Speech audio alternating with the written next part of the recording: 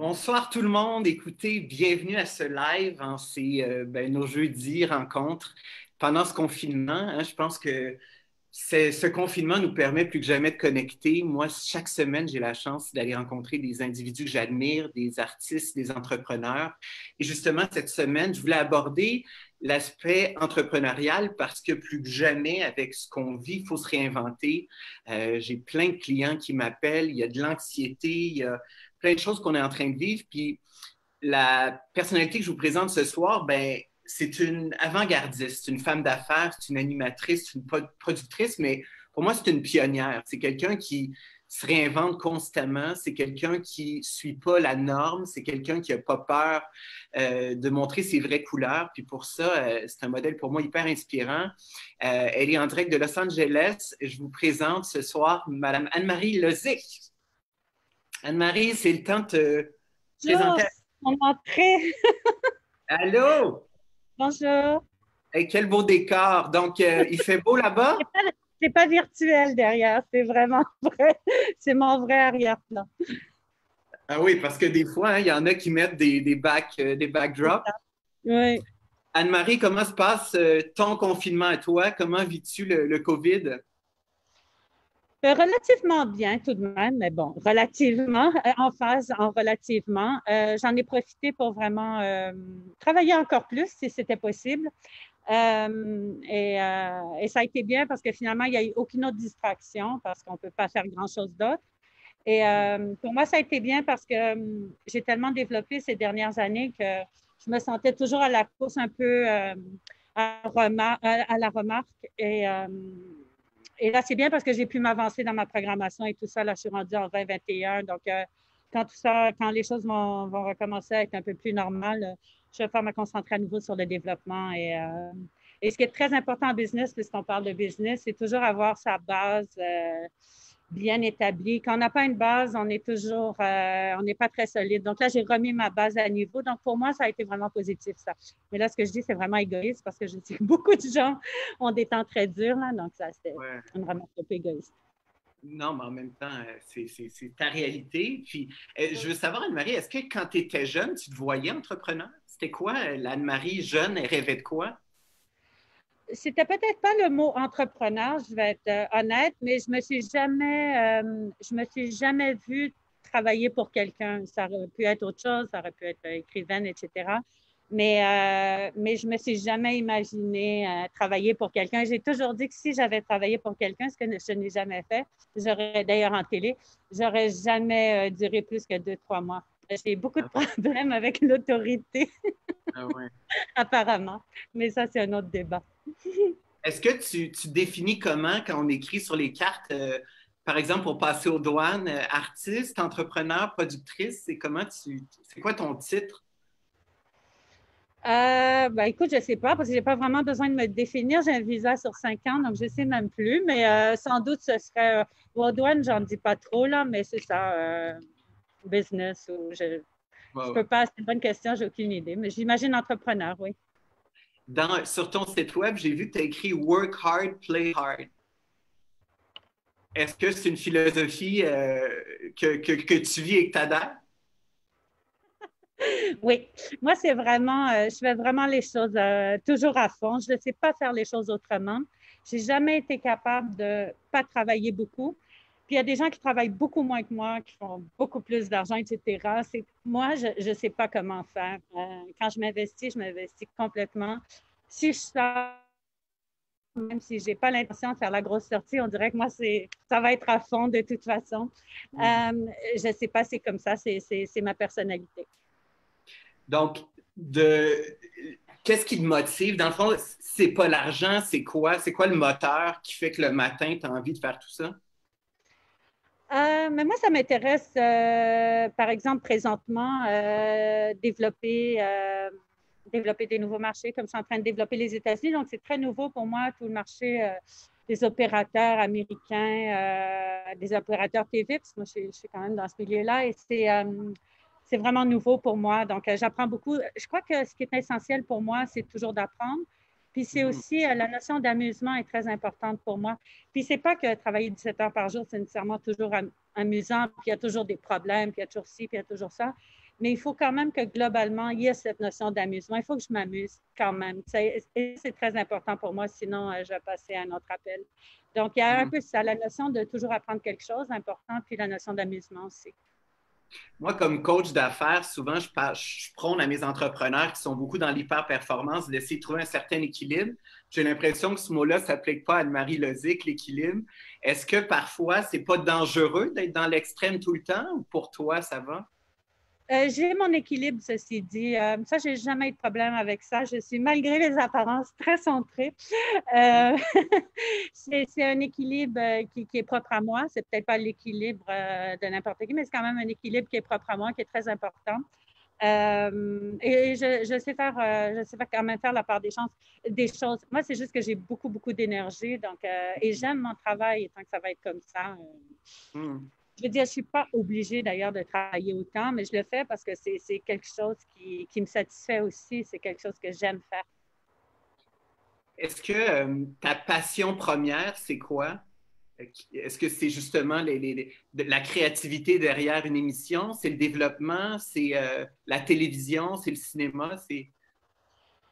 Ça a beaucoup évolué, mais ça reste quand même centré autour du fait du développement de ma compagnie qui est partie de absolument rien, de zéro à ce que c'est aujourd'hui. Puis elle a beaucoup évolué, puis il y a eu des périodes très, très difficiles, puis d'autres périodes moins difficiles.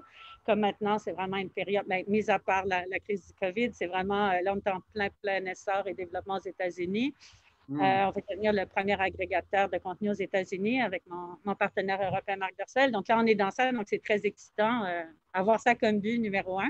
Mais donc, c'est toujours par rapport au développement de ma compagnie que je trouve ça excitant. Et des choses qui m'ennuyaient à mourir avant. On n'aurait pas pu m'entraîner je veux dire, m'amener dans un meeting il y a quelques années, c'était la pire chose pour moi, c'était la mort. Ah Mais oui? je détestais ça et maintenant j'adore ça. Il n'y a rien que j'aime plus qu'aller dans un meeting et aller vendre quelque chose. Donc aussi, on évolue. Il faut savoir aussi évoluer avec la vie. Et puis moi, j'aime ça. C'est des nouveaux défis, puis des choses que je détestais avant, que j'adore maintenant et peut-être que je vais détester dans 3 ans. Mais moi, j'aime ça, la nouveauté et tout. Je t'ai souvent cité depuis quelques années, en fait, depuis que je suis dans le domaine, j'ai fait mon MBA, puis non, mais tu sais, des Céline Dion de ce monde, des gens authentiques, hors normes, j'aime ça, tu sais, qui ne fitent pas le moule. Puis moi, j'ai tout le temps trouvé que, tu sais, je te défendais, j'étais comme, vous ne comprenez pas, cette femme-là est beaucoup plus intelligente que, tu sais, puis non, mais tu sais, souvent, je trouvais que tu n'étais pas mise de l'avant à ta juste valeur comme femme d'affaires. Sens-tu que on t'a souvent trop ou tu n'es pas frustré de ça? Pas du tout. Puis d'ailleurs, je ne me considère pas non plus comme une femme d'affaires. Je crois d'ailleurs, quand tu parlais de terme entrepreneur, j'aime beaucoup plus ça que femme d'affaires. Moi, je ne fais pas les affaires strictement pour les affaires. J'ai la chance aussi qu'il y ait dans ma business un certain côté plus artiste, créateur, que j'aime beaucoup d'ailleurs. Moi, je suis pas du tout une femme d'affaires, au fait. Je suis vraiment, vraiment entrepreneur à la base même. Et d'ailleurs, ça m'a pris du temps avant de trouver cette désignation-là. Puis c'est Lise Wattier. Une fois, je faisais une émission avec elle à Radio-Canada, ou je ne sais plus où. Puis elle m'a dit, toi, tu n'es pas une femme d'affaires, tu es une entrepreneur. J'ai dit, j'adore ce terme. Je le cherchais depuis un moment et voilà, j'aime bien cette désignation. Mais quand elle a je trouve que c'est complètement vide comme quête d'essayer de prouver quoi que ce soit. Les seules choses que je dois prouver, c'est à moi-même. Mais moi, je suis sans doute le public le plus difficile et le plus critique d'ailleurs. Mais l'accueil des autres et tout ça, j'en ai vraiment, vraiment. C'est jamais quelque chose que j'ai recherché. Moi, j'ai eu la chance de grandir, puis qu'on me dise toujours que je peux tout faire dans la vie et tout ça. J'ai une éducation très forte. Je le dis souvent parce que je crois que c'est une partie que j'y puise ma force aussi, ma force de caractère et tout. Ça vient quand même de là, encore une fois. Et je n'ai pas besoin de cette quête-là. Je n'ai pas besoin d'amour, de faux amours d'ailleurs, des gens que je ne connais pas. Ça ne m'importe absolument pas. Les gens autour de moi, ça m'importe plus, mais les autres, non. Je suis très touchée, par contre, quand les gens, comme toi, ce que tu dis, quand les gens admirent ce que j'ai fait, je suis très touchée, je le recherche quand on m'aborde dans la rue, etc. C'est sûr que c'est un beau sentiment, là, mais je ne suis pas du tout à la recherche de ça et vraiment, ça ne m'importe pas du tout. Puis j'ai toujours joué un peu avec ça, honnêtement. Ouais.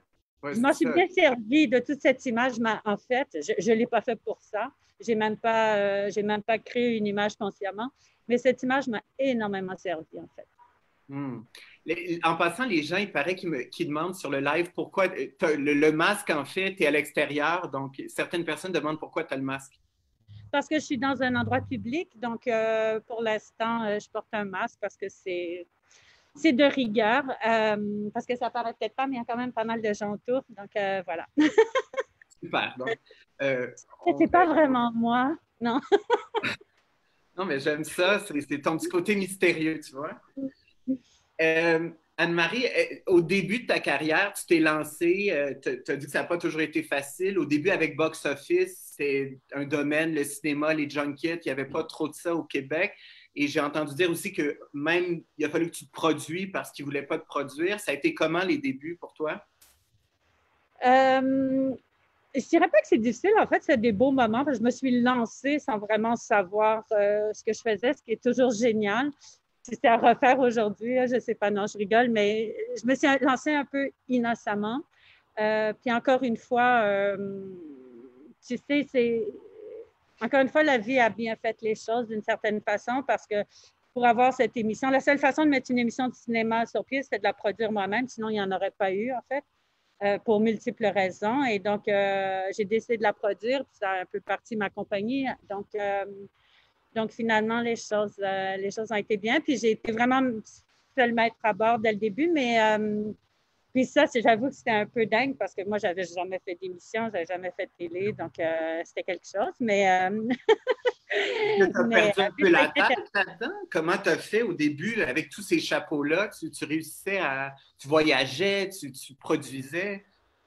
oui, mais au début, ça a commencé juste avec une émission, puis peu à peu, on a graissé. Donc, puis j'ai toujours le secret aussi, c'est toujours avoir une équipe formidable. Ça, il ne faut pas oublier ça. Quand j'ai dit le mettre à bord, parce que je prenais les décisions, puis il fallait bien donner une direction à tout ça, mais en fait, c'est vrai, il y a toujours une équipe derrière ça. Puis il faut vraiment le secret, puis je le vois d'ailleurs souvent chez d'autres gens d'affaires qui ne savent pas s'entourer ou qui ne veulent pas s'entourer parce qu'ils n'ont pas assez confiance en eux ou je ne sais pas c'est quoi. Mais ça, c'est souvent une erreur. J'ai vu souvent des gens d'affaires qui eux-mêmes sont très brillants, mais s'entourent vraiment mal.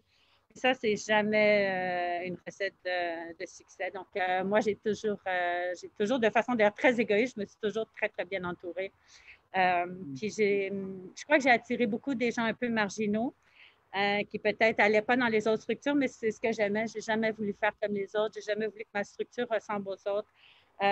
Moi, d'ailleurs, il y a des années déjà, c'était l'esprit, on fait un peu de tout, puis ce qui est très, très maintenant, ce que les gens aiment faire, je crois que c'est très de l'époque.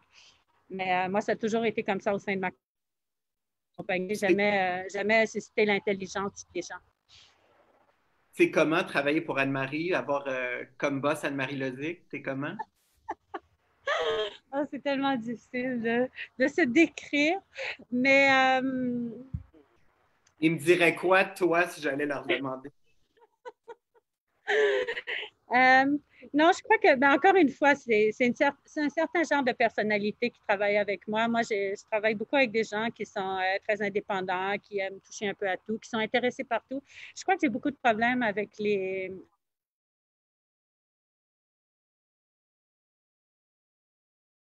Tu sais, c'est une grande chance de travailler dans le milieu de la télé, je le dis souvent, très privilégié et tout. Puis ceux qui étaient là sans vraiment vouloir être là, quand je sais qu'il y en a des centaines, des milliers qui voudraient faire ça, j'ai toujours eu peu de patience pour ça. Donc, ça, j'avoue que c'est peut-être avec ces employés-là où ça a moins bien été. Mais sinon, je crois que les employés qui veulent être là, qui ont envie de faire des choses, qui sont curieux, je crois que dans ma compagnie, c'est bien parce qu'on on fait un peu de tout. C'est un peu fou, oui, c'est un peu de tambour roulant. Mais pour un certain genre de personnalité, je crois que ça fonctionne bien. Si on revient à Box D'ailleurs, Office, moi, écoute, je ne veux pas te couper, mais moi, je travaille avec un monteur. Je travaillais avec lui à l'époque avec qui est revenu vers nous récemment, avec qui je travaillais à l'époque de Box Office. Donc, c'est pour te dire, celle qui développe aux États-Unis, je travaillais avec elle aussi à l'époque. Elle travaillait pour moi, donc elle travaille encore pour moi. J'ai beaucoup de gens aussi à très long terme, donc ça ne doit pas être si mal. ben ouais. Dans le temps de Box Office où tu interviewais les stars, ce que je vois le plus dans mon bureau, c'est le contraire de ce que tu dis. C'est des gens qui vivent à travers les autres. sais, le regard de l'autre, des gros égos. Je pense que c'est la quête du siècle de s'aimer, d'arrêter de se définir par les autres. Qu'est-ce que tu as vu dans le milieu du cinéma? Là, ils sont hyper idéalisés, les grands de ce monde, qui sont beaucoup dans le regard des autres. C'est quoi l'arrière-scène? C'est-tu des gens je sais pas, en général, qu'est-ce que tu rencontrais comme personnalité? Écoute, ça dépend. C'est comme un microcosme aussi de la société en général. Tu as un peu de tout, même chose. Tu as des gens très narcissiques, parce que, bon, l'acteur aussi, ça entraîne un peu ça. Mais c'est pas vrai que tous les acteurs sont narcissiques non plus, ou tous les artistes. Il y a des vrais artistes. Il y en a qui le font plus pour être connus et aimés, comme on dit. Donc, ça dépend. Il y a un peu de tout, même chose. Puis, il ne faut pas croire non plus que les plus grands sont les plus narcissiques. Ce n'est pas vrai. Puis souvent, c'est des gens, les vrais artistes qui sont capables d'aller chercher des vraies émotions, donc qui sont vraiment des gens un peu marginaux, finalement, même s'ils deviennent très, très, très connus, qui ne pourraient peut-être pas vivre normalement en société, mais les vrais artistes aussi, je respecte beaucoup, beaucoup ça parce que c'est quelque chose toujours à l'épuiser dans ses émotions et tout ça. C'est dur ensuite de rester sain avec tout ça. Donc voilà, il y a un peu de tout. Je fais souvent écouter à mes entrepreneurs le documentaire sur Avicii, le DJ qui s'est tué, sur Whitney Houston. Puis je leur fais souvent réfléchir un peu à ça, tu sais, de tout le temps remplir un vide constant avec l'argent, la gloire, mais à un moment donné, ça ne pourra jamais venir combler l'essentiel. Est-ce que tu vois ça un peu, de t'assurer, dans le fond, comme tu dis, de garder une base, parce qu'à un moment donné, le succès, si on n'est pas centré, on perd la tête? Absolument. Je veux dire, l'argent est une quête extrêmement vide. Je crois que les gens, une fois qu'ils y arrivent, ils s'en rendent compte. Donc, si on fait des choses, le succès, il doit être calculé par d'autres choses. L'argent, c'est vide, là. C'est juste, c'est certainement pas, on le dit tellement souvent, certainement pas ce qui va faire le bonheur. Il y a une grosse différence aussi entre avoir de l'argent parce qu'on a travaillé pour ça, parce qu'on sait ce que ça représente, on sait toutes les heures, les années, les cycles que ça représente, avoir de l'argent comme ça, que juste de l'argent, parce que pour rien, je veux dire, donc c'est une quête un peu vide pour moi, mais là, je parle de façon très personnelle, là, mais pour moi, la quête de l'argent n'en a jamais été une. Sinon, j'aurais trouvé des façons d'en faire d'ailleurs beaucoup plus. Donc, pour moi, ça n'a jamais été une quête. Puis j'ai été souvent dans des milieux très, très riches, Monaco et tout ça, c'est très vide, ceux qui sont là ceux qui ont eu que cette quête-là. Souvent, c'est des gens qui sont pas très heureux, je peux vous le dire. Est-ce que, sans aller trop personnel, mais y a-tu des moments dans ta carrière où tu aurais pu perdre la tête, drogues, rock and roll, où tu as tout le temps réussi à quand même garder les pieds sur terre? Ouais. Non, tu vois, ça, c'est pas, malgré le fait que tu crois que je suis pas du tout équilibrée, je le suis. Ouais. Contrairement à ce que tu penses. Non, moi, je suis vraiment pas excessive, en fait. Je le suis et je travaille à fond. Ça prête peut-être un peu à confusion, ça oui. Mais je suis pas quelqu'un, moi, les excès de n'importe quoi, c'est vraiment pas dans ma personnalité. Je reviens toujours au centre, on dirait, justement.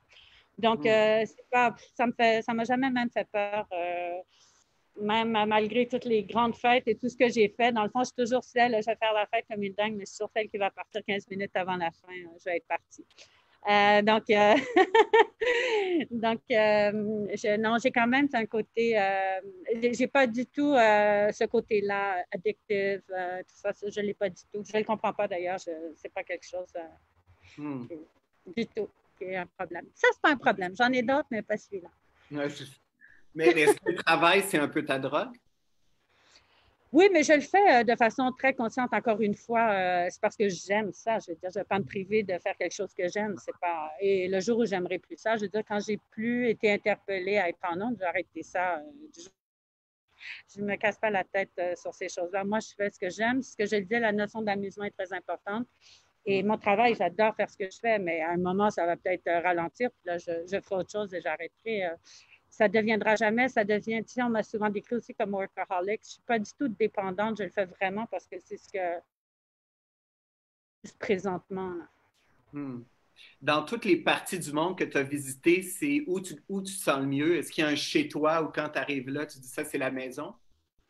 La grande question du chez soi. Euh, Moi, c'est drôle. J'ai mon petit chez moi, par exemple à Los Angeles ou à Montréal, et j'aime ça ouvrir la porte après l'avion, après beaucoup de voyages, rentrer, puis me dire, bon, c'est chez moi, mais mon chez moi, il change tout le temps. Je suis un peu bohémienne pour ça, donc moi, je déménage tout le temps. Je OK. n'achète jamais rien. Tu vois, là, ça fait 2 ans que je suis ici, pourtant, c'est un endroit de rêve. Je sens que je vais déménager. Mais je suis comme ça. J'adore déménager, bouger. J'ai pas vraiment besoin de cette notion-là. OK. Est-ce que avec tes grands rêves, tu sens que tu fais de mieux dans un milieu américain où le American Dream est célébré, alors que j'ai l'impression qu'au Québec, on nous dit tout le temps, tu sais, de penser comme un super judéo-chrétien. Est-ce que tu vois la différence versus l'Europe? Non. Oui, ça c'est intéressant comme question. C'est sûr que le travail est très, très valorisé aux États-Unis, plus qu'ailleurs. C'est pas qu'il n'est pas valorisé au Québec, en fait, il l'est, là. Mais c'est vrai qu'au Québec, souvent, qu'est-ce que tu fais? On est intéressé à un autre aspect de la vie, c'est peut-être pas aussi valorisé. Euh, mais puis aux États-Unis, c'est vraiment valorisé. Travailler tout le temps, 24 sur Ouais. 24, 7 jours sur 7, ça c'est normal. Puis en Europe aussi, c'est autre chose. Tu vois, là, on est au mois de mai avec tous les congés en France. Moi, je fais beaucoup affaire avec la France, puis on est sur plein de projets. Ils doivent m'envoyer plein de contenus. Eux, ils ferment la porte le jeudi, le long week-end, là, du 8 mai, qui est un gros congé. Goodbye jusqu'à lundi en foot. Tout peut Ah, s'écrouler autour d'eux. C'est pas grave. C'est une autre mentalité qui n'est pas du ouais. tout la mentalité américaine ni la mienne d'ailleurs. Mais c'est Hmm. comme ça, puis c'est bien aussi. Mais moi, je suis un peu à cheval entre tout ça, entre l'Amérique, l'Europe, le Québec. Donc, c'est intéressant. J'ai un peu de tout, en fait. Ben oui. Est-ce que, ben, tu m'as conté rapidement, je trouvais ça drôle, tu as conclu un deal pendant la COVID, puis le, le- avec quelqu'un qui avait le virus. Oui, ben en fait, on était sur un gros deal. Mon partenaire européen est en train de faire un gros deal avec une compagnie américaine qui doit nous amener justement éventuellement à être numéro un comme agrégateur aux États-Unis puis au Canada d'ailleurs. Mais pendant ce temps-là, dans le groupe, il y a quelqu'un qui a été très malade. Mais le deal s'est continué malgré tout. Ah, Ils ont tous ok. signé malgré tout. Ben, c'est un peu drôle maintenant que ça va, mais la personne a été très malade. Mais j'ai trouvé ça génial, même malgré tout, malgré l'adversité. C'est passé. C'est la preuve que malgré le virus, tout est possible, hein? Oui, oui, absolument. Ouais. Ça, c'était vraiment. Ouais. Je relisais dans ce que tu as fait, quand tu as refait La vie rurale avec Jacinthe, qui était un peu un concept de Paris Hilton, Ouais. tu étais quand même avant-gardiste dans le temps avec une télé-réalité. Oui, mais encore une fois, c'est quelque chose que, écoute, j'ai vu cette émission-là par hasard, une fois où j'étais à Los Angeles d'ailleurs, et j'ai dit, ah, c'est trop chouette. J'ai vraiment eu le coup de foudre. Ça s'est souvent passé comme ça avec moi. J'ai adoré cette émission-là. Puis je me suis dit, ah, ça s'appliquerait bien au Québec. C'est tout, sans plus penser si c'était si c'était nouveau, pas nouveau, tout ça. C'était plus comme ça. Ça, c'est vraiment fait spontanément, ça. OK. Puis aujourd'hui, est-ce que tu reproduirais une télé-réalité? Euh, j'aime pas revisiter. Je crois plus que je produirais. Maintenant, je suis vraiment en diffusion, puis ça m'intéresse beaucoup. J'ai l'impression que je passe à un autre niveau. Pour moi, je crois pas que j'ai l'intention de reproduire. Ah non? Moi, une fois que je ferme la porte, je vais t'avouer, c'est pas mal fermé. OK. Toi, tu aimes évoluer, hein? Ce que je sens, c'est. Ben, Ouais. du moins, ouais. Puis ton intelligence, au-delà du look, j'ai l'impression que c'est aussi, tu sais, c'est comme. Tu as la polarité. On parle de ton look et à la fois, tu es en arrière une bête d'intelligence. Donc, tu es fascinante. Moi, pour moi, tu es Très fascinante. gentil, merci. C'est vrai, vraiment. Puis, je suis intimidée. Je te dis, d'habitude, je rencontre plein de gens, mais toi, j'avais comme une pression. Je dis, oh my God, tu sais, Anne-Marie Lozic, c'est quelque chose. Merci, vraiment, merci C'est très d'être drôle. Merci beaucoup, c'est gentil. C'est vraiment gentil. là. Euh, dans l'arrière, parler de justement de parce qu'on idéalise le succès, on ne voit pas comment on travaille fort en arrière, comment il y a des heures, il y a des échecs. Peux-tu nous partager un moment, un échec ou un moment difficile où tu as dit ça, pour moi, ça a été hyper formateur dans ma carrière parce que ça n'a pas été comme je souhaitais. Puis, y a-tu des mots? Oui. Oui, il y a des moments pivots. Moi, je suis pas quelqu'un, j'ai pas la personnalité de parler en tant qu'échec, honnêtement. Ouais. C'est Euh, d'apprentissage. c'est juste pas ma personne. Non, mais tu sais, il y a des gens qui vont. Ça, c'est une question de personnalité. Puis d'ailleurs, une petite parenthèse, même pendant la crise, là, il n'y a pas une journée, il n'y a pas une micro-minute où j'ai pas été heureuse malgré tout. Je veux dire, moi, j'ai quand même un côté, ce côté très, très positif. Mais j'ai eu des périodes très difficiles. Puis d'ailleurs, je l'ai déjà raconté quand j'ai changé en 2010. Euh, la nature de ma compagnie de production à diffusion. Moi, je croyais que je faisais une continuité, mais en fait, je rentrais complètement, encore une fois, avec toute l'innocence, un peu comme mes débuts à Box Office. Là aussi, j'ai plongé dans quelque chose en toute innocence. Mais là, ça a été un peu plus difficile, les défis, parce qu'il y avait des montants d'argent beaucoup plus importants en jeu, etc. Et ça a été, j'ai vraiment eu 2 années vraiment très, très, très difficiles et même qui jusqu'à récemment, jusqu'à peut-être 2, 3 ans avant de vraiment pouvoir voler à nouveau. Ça a été une période très difficile d'adaptation. J'ai dû tout apprendre sur la diffusion, qui encore une fois est complètement un autre milieu, d'autres enjeux que la production. Mais finalement, j'ai découvert quelque chose, ça m'a beaucoup stimulé aussi, puis j'ai découvert quelque chose de fascinant que j'aime beaucoup faire. Mais ça a été des moments difficiles. Ça a été des moments difficiles dans ma vie personnellement aussi. Je l'ai dit, c'est au même moment où j'ai perdu ma mère. Ça a été des moments vraiment personnellement très, très difficiles. Et un peu débalancé partout. Puis j'avoue que le travail m'a sans doute sauvé un peu aussi. Ça m'a gardé. J'avais pas le choix, il fallait que je rentre le matin quand même, sinon tout périclitait. Donc, j'imagine que la vie aussi fait bien les choses d'une certaine façon. Ça m'a gardé quand même me là et présente.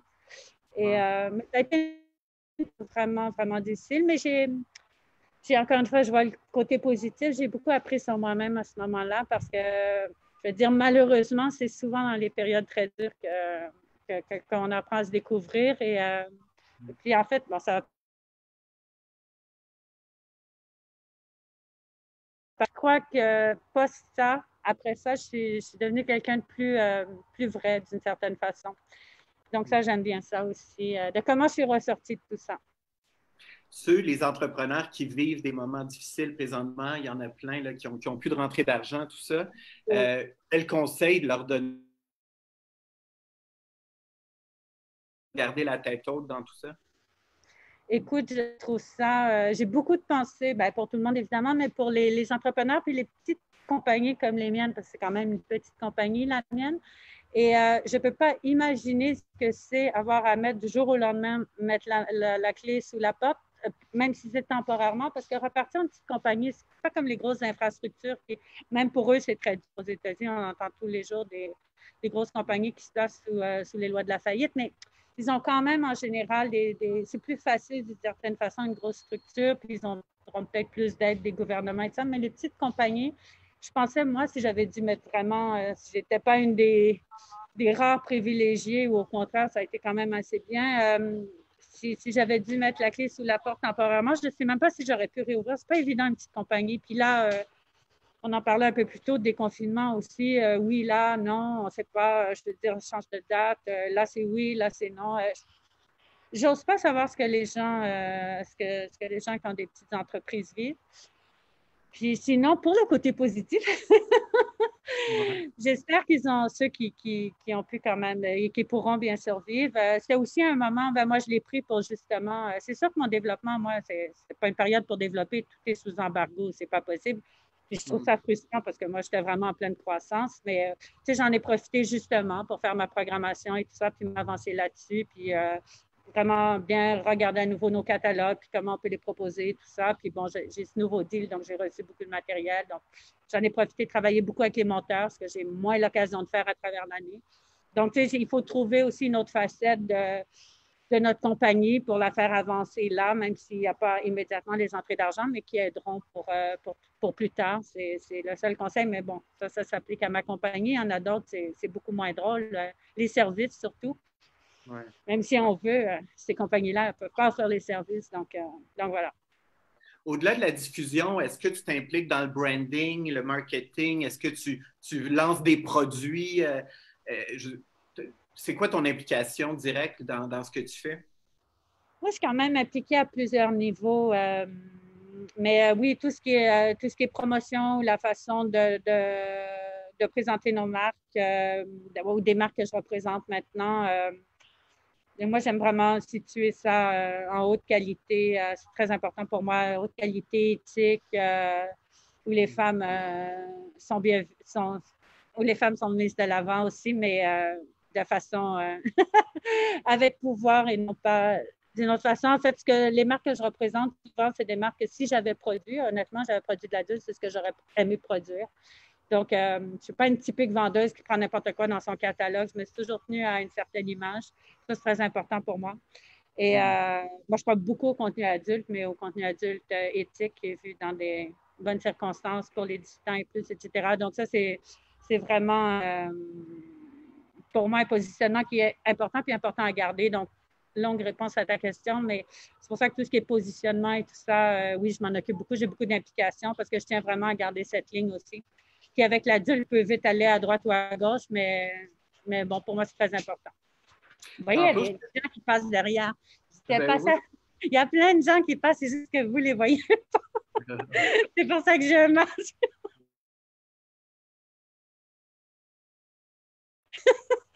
J'entends des voix et je vois des gens.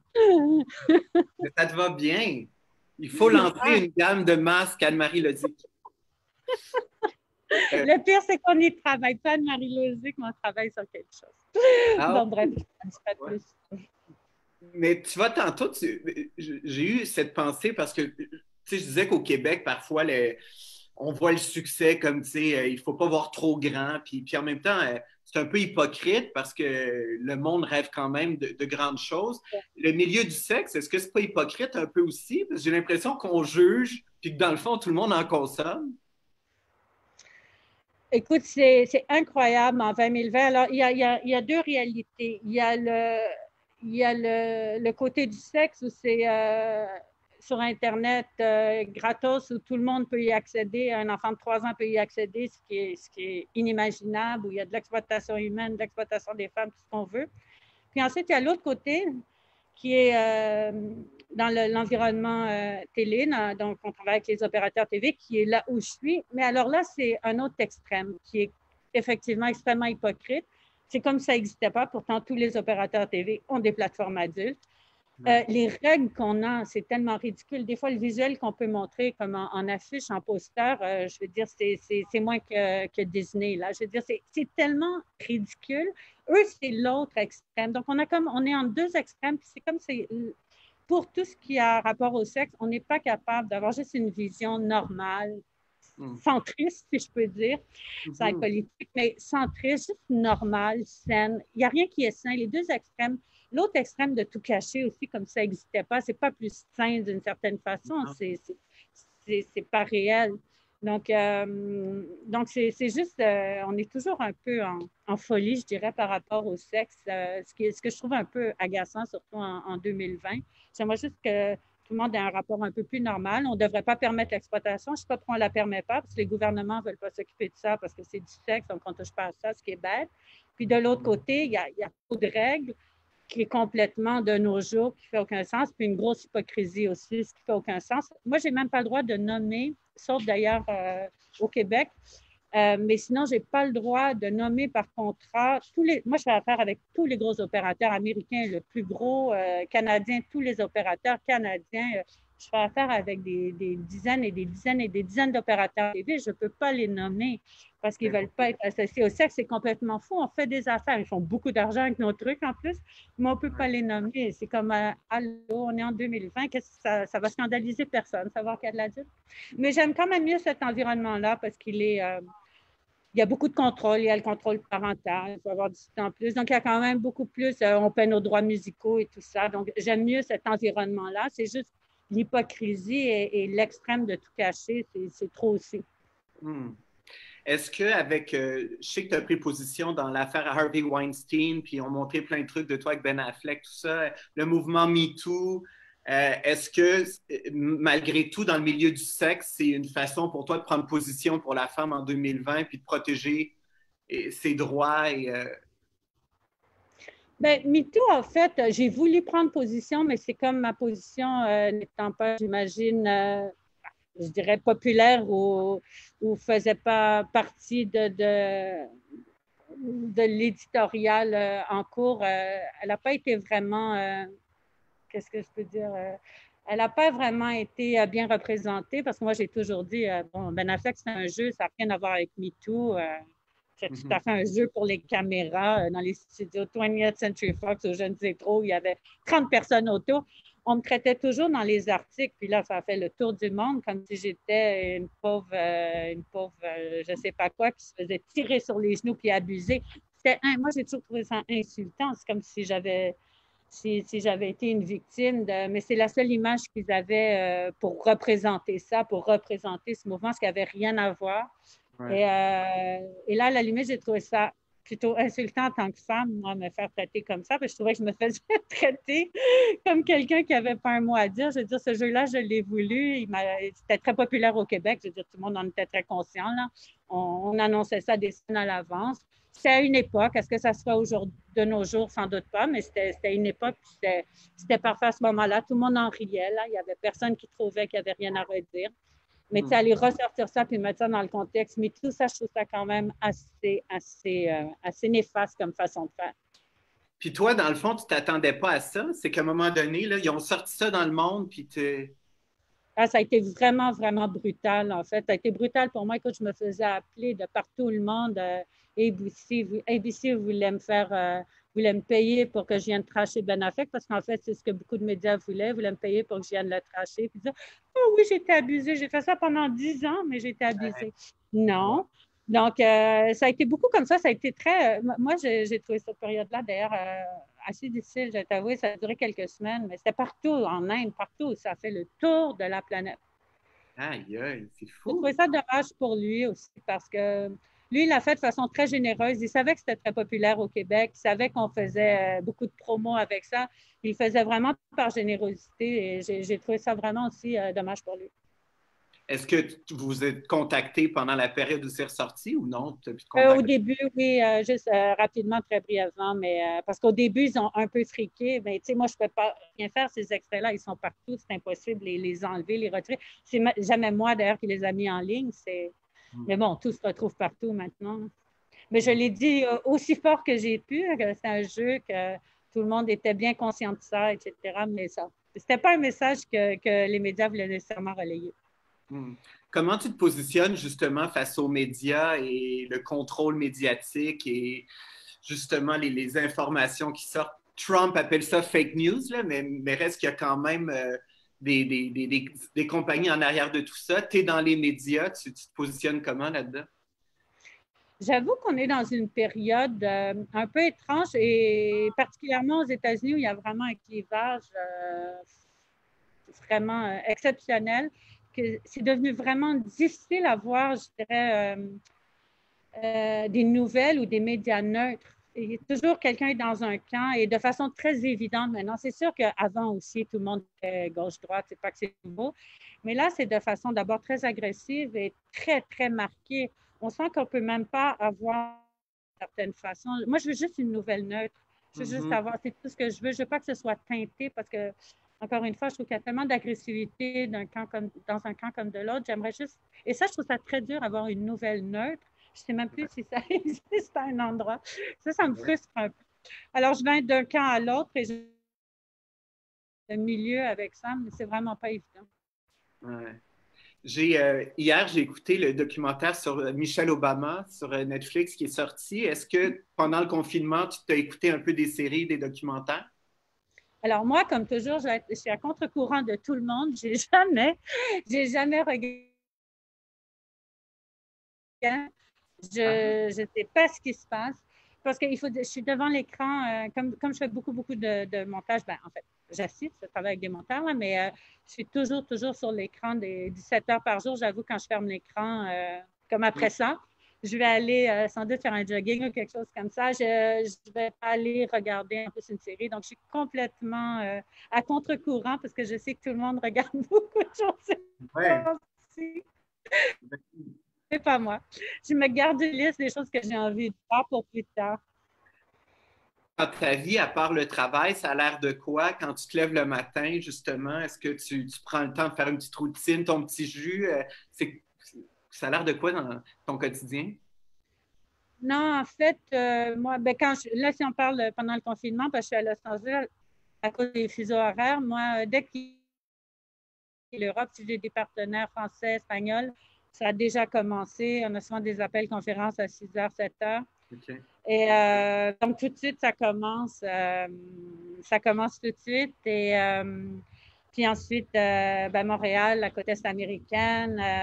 Donc, j'ai un peu tous les fuseaux horaires. Ensuite, Los Angeles ou Denver aussi, je fais beaucoup avec eux. Donc, j'ai tellement de fuseaux horaires puis ensuite, ça recommence avec la France vers 23 h minuit, parce qu'eux, il est 8 h ou 9 h le lendemain matin.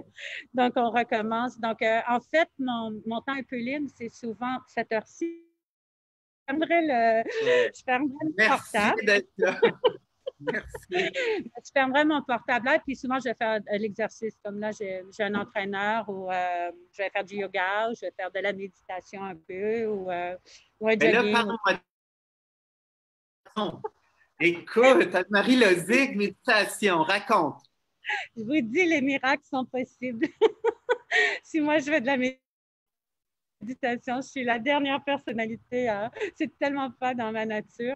Et pendant des années, j'ai essayé parce que autant c'est un peu je vais dire tout ce côté-là, méditation, ésotérisme et tout ça, ça m'a toujours un peu, je sais pas pourquoi, ça m'irritait un peu.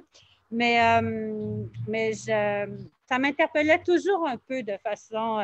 Donc, j'essayais, mais c'est vraiment une grande, grande discipline. Vider complètement son esprit, sa respiration. Puis ça m'a pris des années à arriver. Mais on dirait, une fois qu'on y arrive à cet endroit-là, puis tout le monde le dit toujours, une fois qu'on y arrive, il y a un bien-être exceptionnel. Et j'avoue que tous les jours, j'en ai presque besoin. Ça me fait énormément de bien, mais mais ça, c'est le confinement m'a vraiment aidé parce que quand même, on a senti que tout s'est calmé. On ne peut pas faire tant de choses, même si on veut s'agiter. Il n'y a pas vraiment, il y a pas vraiment de choses à faire. Donc, c'est vraiment pendant j'ai commencé ça et j'adore. Ça me fait vraiment un bien extraordinaire. Puis souvent, après, d'ailleurs, ça éclaircit les idées. Ensuite, je repars pour quelques heures à travailler. Là, ça fait beaucoup de bien. Tu me disais aussi avant qu'on rentre, on s'est parlé un peu avant, tu me disais que tu t'es remis en shape, que là, tu as trouvé 2 entraîneurs. Fait que l'exercice physique aussi, t'es intense. Oui, oui. Ben, j'aime bien m'entraîner quand même. Ça, c'est une chose que j'ai toujours aimé, mais souvent, c'est sûr, surtout la 2019, j'ai vraiment voyagé énormément. Et ben, le travail est toujours là, mais quand on voyage, ça devient quand même assez difficile. Et je me suis peut-être pas autant entraînée ces dernières années, autant que je voulais. Donc là, pendant le confinement, c'est drôle parce que la deuxième journée du confinement, j'étais en vélo et j'ai vu cet entraîneur-là dans un parc et il entraînait quelqu'un. Donc, j'ai arrêté mon vélo. Je ne sais pas pourquoi lui, c'est drôle la vie, mais lui, il m'a comme attiré l'œil. Et je suis allée le voir. J'ai dit, tu es un entraîneur? Il m'a dit oui. Puis j'ai dit, je t'engage. Et puis, on a commencé ça. Et puis, je suis tombée sur vraiment quelqu'un de fabuleux, puis qui a toute une philosophie sur la vie. D'ailleurs, c'est lui qui m'a mis à la méditation aussi. M'a mis sur un régime, sur plein de choses, puis il est très dur avec moi. Il dit, la première fois qu'on s'est vu, parce que les gens sont souvent, je ne sais pas pourquoi, mais impressionnés par moi. Et comme j'ai une autre entraîneur, elle est beaucoup plus gentille avec moi parce que dès que je rouspète un peu, elle a comme peur de moi. Puis moi, ça ne me prend pas ça. Ça me prend quelqu'un qui n'est pas impressionné par moi. Et lui, la première fois que je l'ai vu, il dit, OK, montre-moi comment tu fais un push-up. Là, je fais un push-up, puis il me dit, je vais le dire en anglais, il dit, You're not doing a push-up, you're fucking the floor. Oh my God! Puis là, j'ai dit, OK, j'ai trouvé mon mec. Il sait comment me parler. Mais il est très comme ça avec. Mais c'est un jeu, on rigole, mais il n'est pas impressionné. Donc, il me fait souffrir, j'avoue. Mais c'est ça que ça me prend ça. Est-ce que tu te fais faire tes repas? Comment tu fais au niveau de la nutrition? Est-ce que tu cuisines ou tu te fais faire tes repas? Comment ça marche? Ben, étonnamment, un autre miracle, justement parce que je voulais en profiter pendant le confinement de bien manger. Moi, je mange énormément au restaurant et tout ça. Donc, j'ai fait beaucoup la cuisine. Des trucs très simples parce que je suis sur un régime, mais en plus, je ne sais pas si la lampe de feu part tout le temps, mais j'en cite là. J'agite mon torchon là, pour faire de l'art. Mais c'est pas si mal quand même. Je suis assez fière de moi. Donc, j'ai fait pas mal la cuisine. Quand tu voyages, as-tu des trucs pour le jet lag, justement, pour pas être trop déséquilibré à force de voyager? Ouais, moi, je suis pas du tout affectée par ça, mais moi, je dors toujours dans les avions. Où je travaille, où je dors, mais ça, c'est le secret aussi, c'est de dormir sur l'avion, surtout sur les longs vols. Donc, moi, j'adore prendre l'avion. J'aime Oui. pas tout ce qu'il y a autour. Ben, c'est tout ce qu'il y a autour, c'est pas agréable. La sécurité, tout ça, c'est arriver à l'aéroport, ce jour-là circule. À Los Angeles, c'est un enfer. Montréal aussi, d'ailleurs. Tout ça, il y a un stress d'avoir son avion, tout ça. Puis, mais une fois sur l'avion, écoute, pour moi, l'avion, ça a toujours été une bulle de repos. D'ailleurs, j'ai été catastrophée quand ils ont commencé le Wi-Fi. Maintenant, je m'en sers parce que je me suis dit, là, j'aurais plus d'excuses, je peux plus me cacher. Mais on peut nous rejoindre partout maintenant. Mais c'est quand même toujours resté une espèce de bulle. Je me prends un petit verre, je dors, je travaille un peu. J'aime ça. Il y a un certain calme avec l'avion que j'aime beaucoup. Mais je ne suis pas étonné que le monde soit intimidé par toi parce que tu as une énergie très. Il y a le yin, il y a le yang, tu as une énergie très masculine, très forte, dominante. Fait que j'imagine que les hommes doivent être intimidés par toi. Il y en a, oui. D'ailleurs, c'est pour ça que ceux avec qui je m'entends bien, c'est quand il y a quand même, quand je les impressionne pas, justement. Ça, c'est sûr. Puis moi, ça m'attire beaucoup aussi, évidemment, même en affaires, des hommes que j'impressionne pas, c'est sûr que ça m'attire toujours d'une certaine façon. Mais oui, j'ai remarqué ça, ces deux entraîneurs qui étaient très différentes. Une, c'est une fille très gentille, très. Puis elle, puis moi, je rouspète tout le temps pendant que je m'entraîne. C'est aussi un jeu, mais elle, tu sais, ça la traumatise, il faut que je fasse attention. Puis elle ne me pousse pas parce qu'elle ne sait pas comment me pousser, ça est passé. Je sais que je l'impressionne un peu. Donc, bref, j'ai trouvé ça intéressant comme dynamique. Donc, les jours où je ne veux pas trop travailler, je travaille avec elle. Et les jours où je veux souffrir, je travaille avec l'autre. C'est quoi ton rapport au corps, à la beauté? Toi qui es dans un milieu de sexe, est-ce que tu es critique? Est-ce que tu t'acceptes? C'est en évolution? Écoute, moi, je suis quand même, j'ai toujours été très bien avec moi-même tout de même, mais moi, j'aime bien, j'ai quand même un petit côté vanité, c'est sûr. Je veux quand même avoir l'air bien et tout. Donc, mais pas outre mesure non plus, là, mais, euh, mais quand même, être en forme, c'est d'abord, comme moi, je travaille beaucoup, c'est d'abord tout, d'abord avant tout pour la santé, parce qu'être en forme, c'est plus facile, tu disais voyager, le jet lag, tout ça. C'est aussi un petit côté, j'aime bien avoir l'air bien, là, c'est sûr. De toute façon, j'étais un peu moins en forme ces dernières années, donc c'est sûr que il y a aussi ce côté-là là, que j'aime ça, avoir l'air en forme, là, ça c'est sûr. Mais il y a aussi au-delà de ça, tout le côté santé quand même qui est vraiment important. Une question bien guidoune, là, mais tu vas-tu magasiner à Rodeo Drive puis t'es-tu bien designer? Tu magasines-tu pas mal? Ben, pas ces temps-ci d'ailleurs, mais sinon, oui, mais pas. Moi, tu sais, j'aime pas le gaspillage. J'aime pas que les femmes qui ont 20 sacs dans leur armoire. C'est du gaspillage que j'aime pas. C'est quelque chose qui me parle pas du tout. Mais par contre, j'aime avoir des jolies choses. Puis oui, je vais acheter pour la saison, mais pas outre mesure non plus, parce que je trouve qu'on n'a pas besoin non plus pas besoin de 20 sacs non plus par saison, là. Un ou deux, ça suffit. Mais j'aime beaucoup les sacs. Les sacs et les souliers, j'avoue que j'aime beaucoup ça. Et les masques maintenant. Non, Oui. non, je déconne. Mais déjà, j'ai acheté pas mal de masques, ça c'est sûr. Mais en tout cas, comme entrepreneur, ceux qui se lancent là-dedans, c'est clair qu'il y a un marché. Il reste à peu près 7-8 minutes. J'ai des questions de certaines personnes, mais juste avant, des petites questions en rafale. Ton livre préféré? Oh là, écoute, c'est un livre qui date, mais sans doute La tyrannie de la communication d'Ignacio Ramonet. Écoute, c'est sûr que maintenant, parce que lui était à peu près au tournant du millénaire, je crois, la date de sortie, et c'est maintenant, c'est dépassé, mais quand même, tout son propos était quand même très d'actualité. Il faudrait d'ailleurs que je le relise, même si on est rendu beaucoup plus loin, là, mais je me rappelle avoir lu à l'époque et ça a été un point tournant pour moi. J'ai d'ailleurs découvert un auteur que je respecte énormément, un grand penseur. Est-ce que tu lis beaucoup ces temps-ci ou tu n'as pas le temps? Non, je fais rien, c'est ça, je te dis. Même pas de lecture. Je suis vraiment toujours rêver là-dessus. Est-ce que les podcasts, ça, tu t'écoutes ou non plus? C'est drôle que tu dises ça. Hier, je me disais justement, il faut que je me trouve des podcasts intéressants. Ça, c'est prochaine étape, oui. OK. Ton plus grand rêve de vie, est-ce qu'il y a un rêve encore qui n'est pas accompli? Oh, ça, c'est tellement pas dans ma personnalité. Ça j'en ai pas vraiment, honnêtement. J'en ai jamais vraiment eu. Non? Fait que tu n'as Non, pas de plan de carrière? non, OK. absolument pas. OK. Tes idoles, est-ce que tu as vénéré ou tu as eu des mentors ou des gens que tu dis, waouh, ces personnes-là, je les trouve waouh? Ça non plus, peux aller voir dans les plus vieilles entrevues. À chaque fois qu'on m'a posé cette question-là, j'ai toujours dit, j'ai jamais eu ce côté-là, moi. Il y a des gens que je respecte, mais c'est pas la même chose. Tout ce côté-là, idole, j'aimerais tellement les rencontrer. Non, non, absolument pas. Est-ce qu'il y a une personne qui t'a intimidé dans tous ceux que tu as rencontrés ou personne? Intimidée, non. Si je te dis, justement, sans les idéaliser, mais si je te dis Oprah, tu penses quoi d'elle? Je n'ai pas d'avis particulier. Non? OK. OK. Elon Musk, lire une biographie d'Elon Musk ou Steve Jobs, c'est-tu ton genre ou pas vraiment? Non. OK. OK. C'est cool.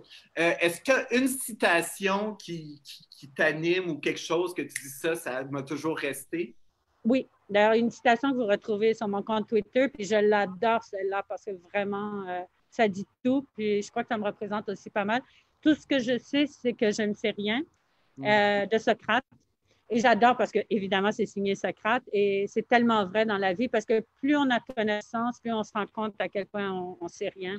On n'a pas de connaissances, en fait. Et c'est juste ceux qui n'ont pas beaucoup de connaissances, ceux qui pensent tout savoir. D'ailleurs, ceux-là, j'ai un peu moins de respect pour eux parce qu'on ne sait jamais tout, justement. Et bref, j'aime beaucoup cette... On appelle ça l'ignorance. Voilà.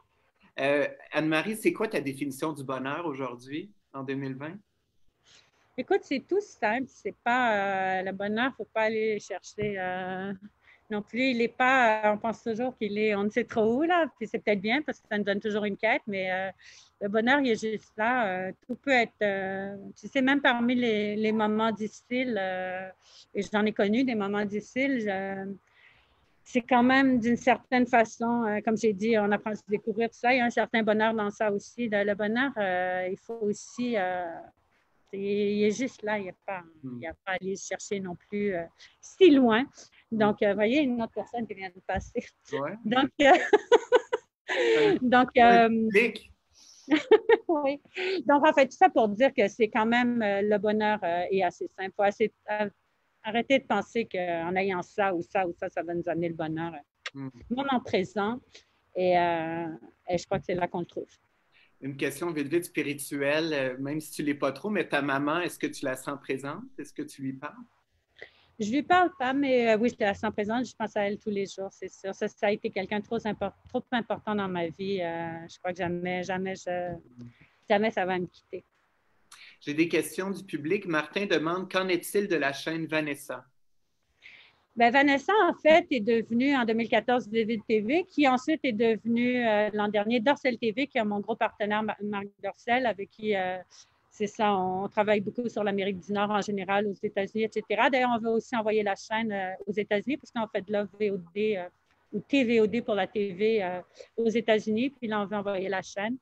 Donc voilà, elle a eu un long parcours, mais c'est toujours à la base de la compagnie Vanessa Media maintenant, en fait. Et toi, il me semble à Vanessa, tu me mettais de l'avant. Là, tu es moins de l'avant, non? Oui, absolument. Au début, les premières années, mais absolument, oui, non, c'est pas du tout de l'avant.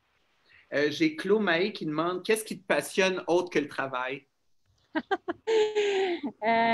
Qui me passionne. Ben, j'aime apprendre. Comme j'ai dit, moi, c'est vraiment quand j'ai l'impression d'apprendre, d'ailleurs, une conversation intéressante avec des amis, par exemple, je suis toujours celle qui va parler le moins. Parce que c'est un peu égoïste d'ailleurs, je le dis toujours, parce que j'aime apprendre des gens, j'ai une soif d'apprendre. Et je suis peut-être un peu égoïste, parce que moi, quand on me pose des questions, je ne suis pas quelqu'un qui répond beaucoup. Mais j'avoue que ce qui me passionne, c'est ça, c'est apprendre. Si un jour on veut faire ta biographie, est-ce que tu vas le faire?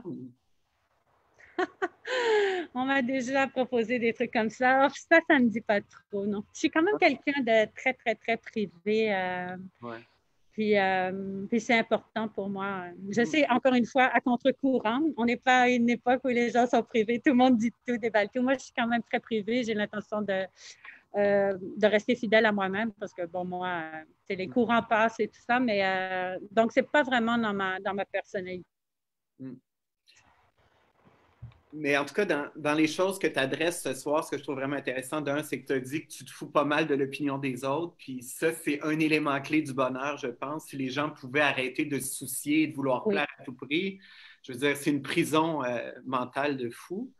Puis l'autre élément que j'aime beaucoup aujourd'hui, c'est que tu parles beaucoup de plaisir. Et souvent, les entrepreneurs, je leur dis, t'as-tu du fun? Tu sais, puis là, ils sont comme Oui. fun, Oh! du fun. Non, mais on a souvent plus de fun, c'est tellement, tu sais, puis Ouais. faut revenir au plaisir. Absolument, parce que c'est ce qui permet aussi de durer à long terme d'une certaine façon. Moi, j'adore ce que je fais, même si c'est frustrant. Vous savez, en télé, on pense que des fois, ça arrive comme ça, ben, ou dans n'importe quel business, parce que souvent, les gens vont aller parler quand ils ont eu un succès et tout ça, mais souvent, derrière ça, il y a des années, des années, des années. Là, je dois, aux États-Unis, en fait, je suis embarquée sur un des plus gros opérateurs, mais le premier téléphone, il y a eu lieu il y a 3 ans. Ça, c'est pas fait.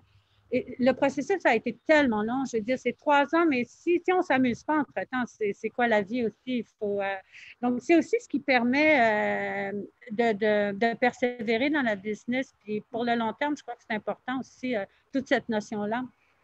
Puis ce que j'aime, c'est que dans tout le parcours où tu as eu des obstacles, dans le fond, tu n'as jamais lâché. Tu sais, je veux dire, tes buts ont été plus forts que les obstacles, puis tu t'es levé chaque matin, puis tu as Ah continué. non, moi j'adore. Et puis je rigole souvent d'ailleurs parce que souvent, même quand on rentre, comme je vais faire référence encore à cet opérateur TV que je ne peux pas nommer, mais qui est le plus gros aux États-Unis, on a toujours des rigolades parce que je veux toujours lancer plus de choses. D'ailleurs, il est extraordinaire avec moi et il lance plein de mes services, mais on rigole toujours parce qu'au début, c'est toujours non, non, non. Mais je sais que je reviens. Il sait que je vais revenir de toute façon indéfiniment. Donc, puis je l'ai toujours à l'usure. Mais non, en business, le non, il vaut pour la journée parce que cette journée-là, vous savez, en business, c'est du timing aussi. C'est pas le bon moment. Il y a plein de raisons pour ça, mais ensuite, il faut trouver une autre façon d'aborder la chose, revenir à un autre moment. Ce qui était non il y a 6 mois. 6 mois plus tard, c'est d'autres circonstances qui étaient. Donc, il ne faut pas non plus. Je crois que la persévérance aussi, c'est vraiment important, mais c'est pour ça aussi que la notion, il faut aimer ce qu'on fait sinon, parce que surtout maintenant, je trouve que c'est vraiment très, très long lancer quelque chose. C'est beaucoup plus long qu'avant, en fait, parce que les compagnies ont tellement coupé qu'une personne fait plein de choses. Donc, même lancer des nouveaux services et tout ça, il faut s'attacher parce que c'est quelque chose de nos jours. Lancer quelque chose. Donc, un mot de la fin, Anne-Marie, pour les gens à la maison qui ont peut-être des moments de solitude, d'anxiété dans ce COVID-là, qu'est-ce que tu leur souhaites? Ben, je leur souhaite très rapide déconfinement, mais là, quand même, on voit un peu la lumière au bout du tunnel. Donc, ensuite, on en rira tous, j'espère bien. mais, mais oui, il faut trouver, faut prendre ce moment-là aussi pour aller puiser dans nos ressources. C'est quand même un moment qui, pour ça, est un grand avantage. Quand est-ce que le monde a été en arrêt comme ça, on le dit souvent, c'est unique. Ouais. Donc, on espère que ce sera unique, que ça ne qu'on ne revivra pas ça, mais c'est aussi un beau moment pour aller puiser au cœur de soi-même. Ben, écoute, je te laisse aller faire ton jogging.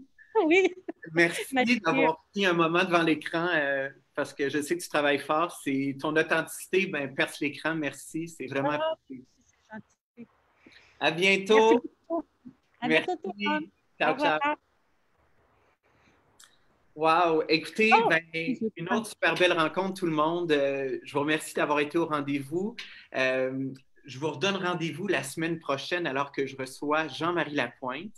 Et j'espère qu'à travers ces rencontres, ça vous aide à cheminer, ça vous aide à voir l'envers du décor, puis réaliser qu'on est tous dans le même bateau, qu'on veut tous être bien et que la vie est précieuse. Puis il ne faut pas la prendre pour acquis. Puis le déconfinement s'en vient, mais il ne faut pas oublier les leçons.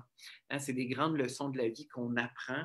Hein, se connecter à soi, se connecter aux autres, rien prendre pour acquis et saisir à chaque moment la vie en nous, autour de nous. Donc, pour continuer ce cheminement-là, je vous invite à aller sur marcdumaine.com. Vous allez y voir mes rendez-vous M dans lesquels je remets ces entrevues-là. Il y a des articles. J'ai également des groupes de coaching en ligne. Donc, c'est toujours un plaisir pour moi de vous rencontrer à travers notre humanité. Alors, c'est un rendez-vous jeudi prochain. Puis là, faites comme Anne-Marie, soit sortez dehors prendre une marche, peut-être le temps d'aller méditer, prendre un bon bain, mais prenez soin de vous. Puis merci vraiment d'être là. Donc, à bientôt. Ciao.